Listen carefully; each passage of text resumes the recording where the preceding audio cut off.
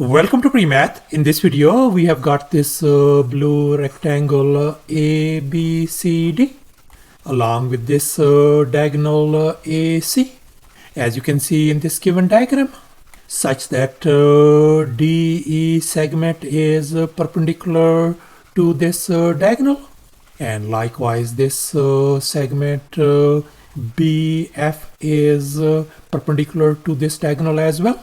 And moreover, this side AD length is 5 units, whereas this side AB length is 12 units. And finally, this segment EF length is being represented by X. And now our task is to find the value of X. In other words, we are going to find the value of this segment EF. Please don't forget to give a thumbs up and subscribe. And please keep in mind that this figure may not be 100% true to the scale. Let's go ahead and get started. And here's our very first step. We know this side AD length is 5. So therefore this BC length is going to be 5 as well. And likewise this side CD length is going to be 12, since AB length is 12 as well.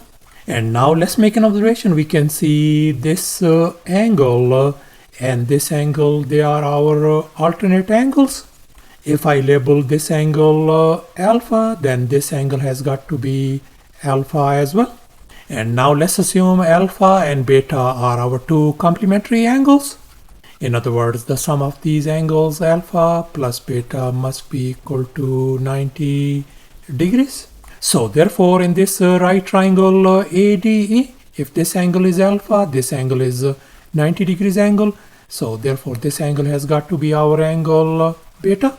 And likewise, in this other right triangle FBC, if this angle is alpha, this angle is 90 degrees, then this angle has got to be beta as well. And furthermore, this side AD length equal to this side BC length. So therefore we conclude that these two right triangles, the right triangle ADE and the other right triangle FBC, are our congruent triangles. And here we can see this triangle is our triangle ADE and this triangle is our triangle FBC. And since these two triangles are congruent, so therefore we conclude that this segment AE length must be equal to this segment CF length. As you can see in this equation, AE equals to FC. If I label this segment AE length as lowercase a, then this segment FC length is going to be lowercase a as well. And now we are going to focus on this right triangle ACD.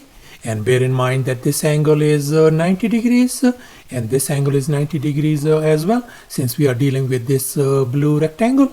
And we are going to apply the Pythagorean theorem on this triangle. And here's our Pythagorean theorem: a square plus b square equal to c square. And here our hypotenuse is this whole AC, whereas our two other legs are 5 and 12.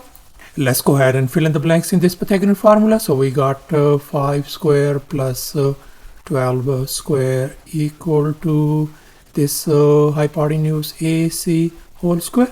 So therefore our AC square value turns out to be 169. And now I'm going to undo this square by taking square root on both sides. So therefore our AC length is going to be 13 units. So therefore our this whole hypotenuse AC length turns out to be equal to 13 units.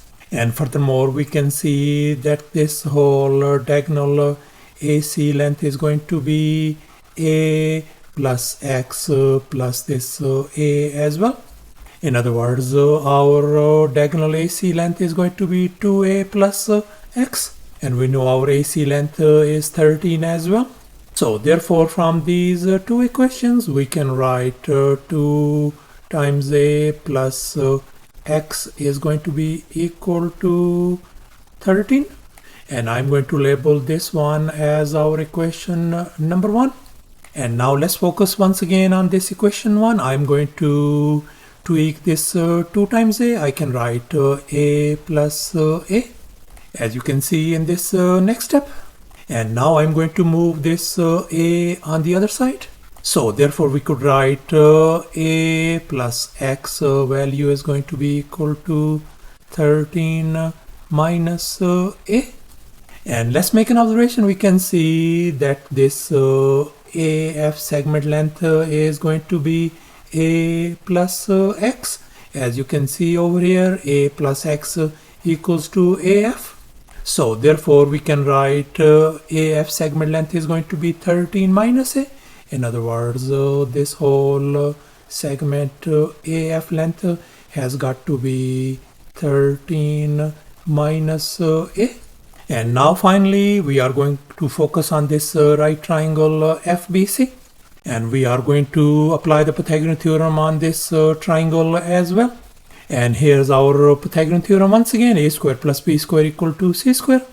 And in our case our hypotenuse is 5, whereas our 2 other legs are lowercase a and this side FB.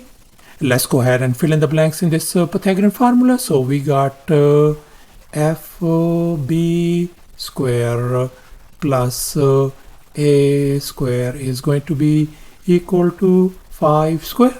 And now we are going to move a square on the other side. So therefore FB square is going to be equal to 25 minus a square.